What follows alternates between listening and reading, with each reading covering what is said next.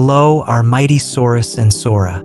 It's a nice day to learn about fossils, dinosaurs, and paleontology, isn't it? When we talk about sciences like paleontology, we often think of serious, precise, and methodical things. However, even in science, there are still some laughable and tearful stories. To outsiders, they might seem funny, but to those involved, they might just want to cry.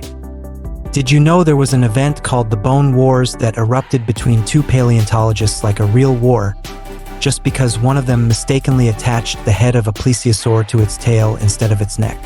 Or did you know that pterosaurs were once thought to be aquatic creatures just because their shapes were so bizarre?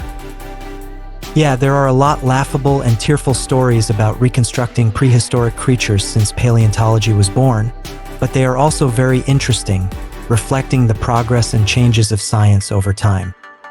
Today, let's explore a reconstruction that has become legendary on the internet, a meme that anyone who sees it once will immediately remember: the Magdeburg unicorn. So, are you ready? Let's get started.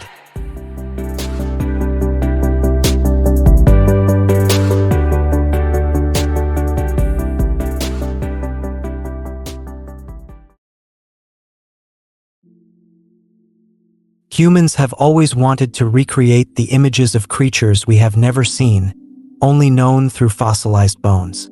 The truth is that humans have known about fossils since ancient times, without a doubt, and one of the things we most want to do is restore their shapes through forms like drawings or sculptures. In Greece, we have the Cyclopes. The image of the one-eyed giant is believed to have originated from the giant skulls of elephants that once lived in Greece and became extinct before humans built their civilization there. Just look at the elephant skull and you'll understand. In the East, although the evidence is somewhat vague, we can hypothesize that East Asian cultures created the image of dragons from the fossils of various animals found underground, as they called some fossils dragon bones. In medieval Europe, we know the story of the dragon statue in the town of Klagenfurt in Austria. In 1335, the townspeople believed they had found the skull of the legendary dragon in a nearby mine. The skull was brought to the town hall for display, to educate the younger generations about the difficult beginnings and bravery of the people of Klagenfurt. Based on the skull, they even carved a 6-ton statue fully depicting the dragon's shape, which required 300 people to place it in the town's central position. This can be considered the first reconstruction of an ancient animal with authentic fossil evidence, though the accuracy is, of course, debatable. All these images can be considered a primitive form of reconstruction, although they are more mythological or legendary than scientific. We did not realize that these were fossils, the petrified bones of prehistoric animals that had gone extinct. A more scientific view of fossils began to form during the Renaissance when Leonardo da Vinci agreed with Aristotle that fossils were the remains of ancient life. However, this was still a time when paleontology had not yet been born, and our understanding of ancient creatures was almost zero, from their appearance and anatomy to their behavior and habits. The Magdeburg unicorn is a thing that lies between the formation of scientific awareness about fossils and the birth of true paleontology. However, it was almost forgotten until August 2022, when a post on Twitter attracted millions of views and 200,000 likes with a picture of the Magdeburg unicorn skeleton on display at the Magdeburg Museum of Natural History, stating, "In 1663, the incomplete fossil skeleton of a woolly rhinoceros was found in Germany. This is the Magdeburg unicorn, one of the worst fossil reconstructions in human history." It sounds interesting and funny, but a tweet with a 200-character limit can hardly tell the full story of the Magdeburg unicorn. As mentioned, it was 1663, and we believed in mythical creatures more than we knew about prehistoric animals. In fact, we do not know if the original reconstruction of the Magdeburg unicorn existed, and what is on display at the Magdeburg Museum of Natural History is just a replica based on drawings of the skeleton from the 18th century. So how did the Magdeburg unicorn begin? In the most commonly told version of the story, the Magdeburg unicorn was discovered in the Suckenberg Meadows, at a place called Unicorn Cave, where locals believed it was a refuge for mythical creatures. The mayor of Magdeburg at the time, Otto von Guericke, wrote an article describing the discovery. A scholar named Gottfried Wilhelm Leibniz, after reading the description, drew a fanciful reconstruction of the creature, thinking it was a unicorn from legend. Since the original fossils were lost, people later used Leibniz's drawing to cast and reconstruct the Magdeburg unicorn skeleton in the shape we know today. However, researchers of the Magdeburg unicorn's history are not sure if this is true. They are uncertain whether the reconstructed skeleton came first or the drawing, and who the true author of the first Magdeburg unicorn model was, as there are two different drawings that look quite different. One is by Michael Bernhard Valentini and the other by Gottfried Wilhelm Leibniz. Valentini's drawing is believed to have appeared in 1714, while Leibniz's drawing was only published in 1749 in the book Protegia, 33 years after Leibniz's death.